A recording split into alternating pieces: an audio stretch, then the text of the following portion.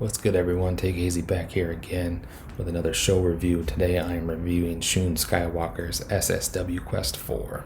Our opening contest was Hyo Kzy and Madoka Kikuta versus Dragon Dia, Kamei, and Yamato.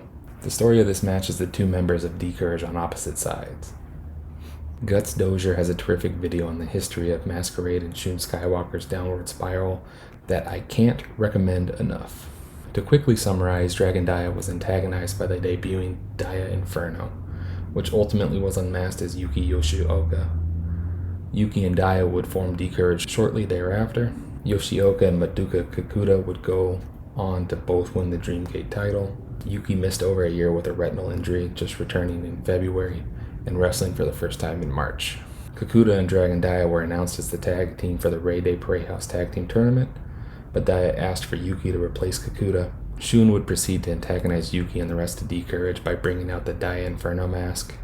Yoshioka and Dragon Dia proceeded to struggle in the tournament, winning just one single match.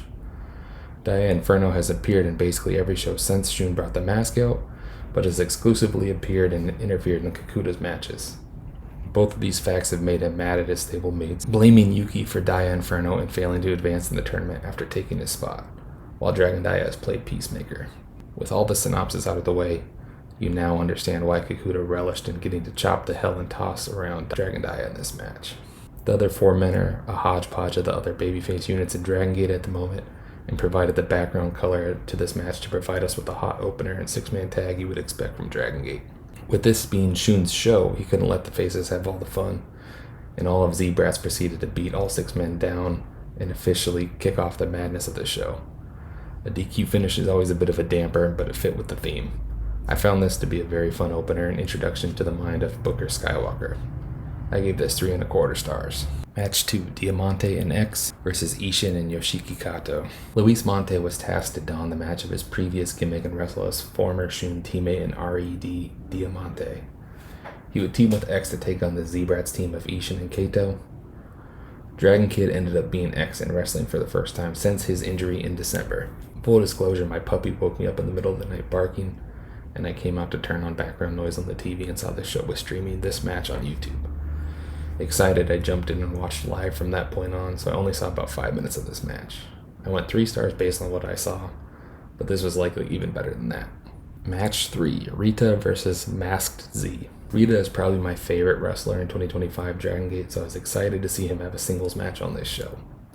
He was tasked with facing the masked wrestler Z.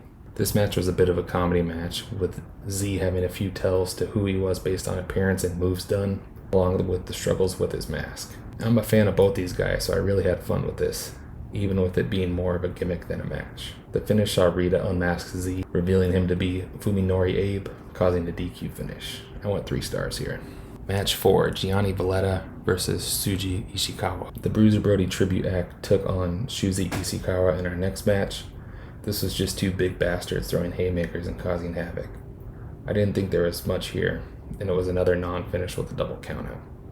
The novelty is starting to wear thin now that 3 out of 4 matches have finished this way, and with this match mostly just being walking and brawling, I'm struggling to find too many compliments here. Nothing wrong, just mostly there. I went 2½ stars. Semi-main event, Z-Brats team of Jason Lee and Kai versus Taiji Ishimori and X. After intermission, we got our first of 2 Z-Brats versus New Japan matches. Here we had the final X of the night, and joining Ishimori was Wardogs stablemate and generation rival to Kai and Sonata. If you followed this channel, you know I'm not a big fan of Sonata, and this is where I fell asleep live. I went back and rewatched this match in full along with the main event, and this unsurprisingly I found to be the worst match of the show. I always enjoy Jason Lee, but not much else to say here. I went 2¼ stars. Main event, Los Ingobernables de Japan, the team of Bushi, Hiromu Takahashi, and Shingo Takagi, taking on the Z-Brats team of Fumare, Kota Minoura, and Shun Skywalker. Our main event of the evening was the best match on the show. We got the returning Shingo Takagi to Dragon Gate, along with LIJ's stablemates taking on Shun Skywalker and the Z-Brats. Shingo, Hiromu, and Bushi went much harder than you would expect on the show, as did their Z-Brat counterparts. This was an incredible match that I could have maybe even rated higher. I ultimately went 3¾ here, but I wouldn't fight anyone going harder, as I feel like I should have liked it even more. The finish played into Shun's other storyline at the moment, with his tension developing with Koto Minoura. They seemed to have Shingo dead to rights in the closing sequence, but fought over who would get the glory. This ultimately allowed Shingo to escape and land a couple signature moves, before Bushi actually snuck in and rolled up Shun for the victory. Overall, I thought the show was a great deal of fun from start to finish. Even with this being a televised independent show, meaning that all the freelancers likely and ultimately didn't get beat, the gimmick of the show masked that well.